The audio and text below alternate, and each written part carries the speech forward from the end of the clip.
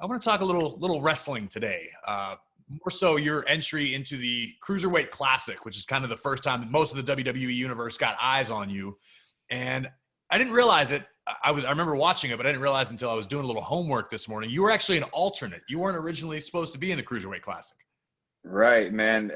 As with anything that you're passionate about in life, there's extreme highs and there's a lot more extreme lows. And the Cruiserweight Classic was just a tumultuous thing for me.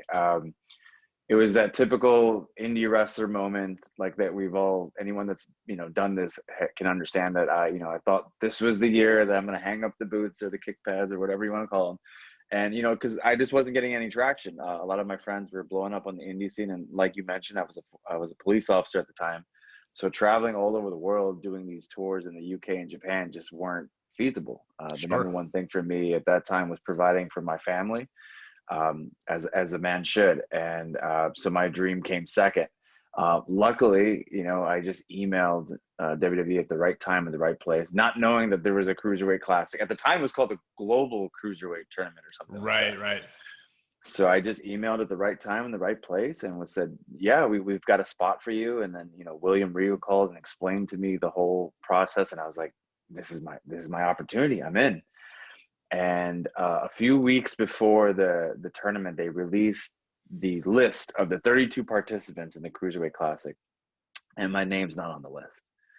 And everything just comes crumbling down. I told my wife, I told my friends, I'm going to, I frantically call and I go, what happened? And it was then explained to me that I'm not actually in the tournament. I'm a backup. I'm an alternate. And I said, well, how many alternates are there? 10. Oh, wow. So now, and again, I don't have no shame to say I'm a nobody at this point. I have not traveled the world. I'm not, this, world-class athlete like, so many of the participants. And it was just a hard pill to swallow, man. I had this, and a lot of stuff was going on personally, as we always have going on. And I had to make a decision: do I still get on this plane and go and kind of, swallow my pride and stand there like a good boy and hope to be called on? And I said, you're always going to ask yourself, what if, Right. just go. And I went, and, there was an opening, and Lindsay Dorado's opponent wasn't able to compete. And Lindsay and I are old friends that have competed along. And, I owe the world to him, because he immediately stepped up and said, give me Ali. And we went out there and I think we tore it up. I mean, obviously I'm here now. But yeah, that was my, they cracked the door open a little bit, and I kicked the damn thing down. I had heard very little about Mustafa Ali before this tournament. He really impressed me with some of the things he could do. I never heard that story from you, but I can relate as far as the doubts when you're on the independents so long and you haven't got that break, and you're kind of like, I went through the same thing. I had my first son was born, and real life, to your point, came in, and I got a job as a 911 dispatcher, and I was like, man, I got to provide for my family. This wrestling thing's probably just not going to happen. It's been fun. Right. And the same thing, out of the blue, I decided I got booked as an extra at TV. And my days off from 911 happened to be Monday and Tuesday. And this is when Raw and SmackDown were back to back. Right. So I took the booking on my off days, and I went in there looking as normal as I had ever looked. I had kind of grown my hair out, and I was just kind of a normal guy, so to speak. Right. And they went, hey, what are you doing? You interested in a job? And I got to try out. And next thing you know, I'm working. It's crazy how the world works. I can relate 100% on that.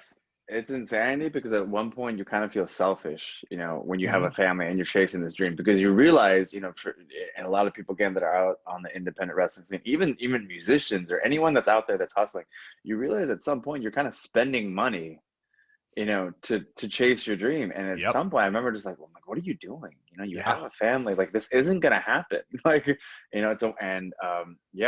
one thing leads to another. I literally had to go up to Hunter and basically ask for my job, because as the Cruiserweight Classic concluded, they were bringing guys back for NXT, shots. They were doing like a little dark match before NXT here and there. Some guys were getting placed on the show, and, one by one, everyone starts getting contracts, like Tony Nese, Drew Gulak, Lindsay Dorado, and I'm just not getting a contract. And I remember I want to say like the fourth or fifth time I was at NXT, and I very like sheepishly went up to Hunter and I was like, hey man, like, what's the deal? Like, when you've seen me like 4 or 5 times. Am I not good enough to be here?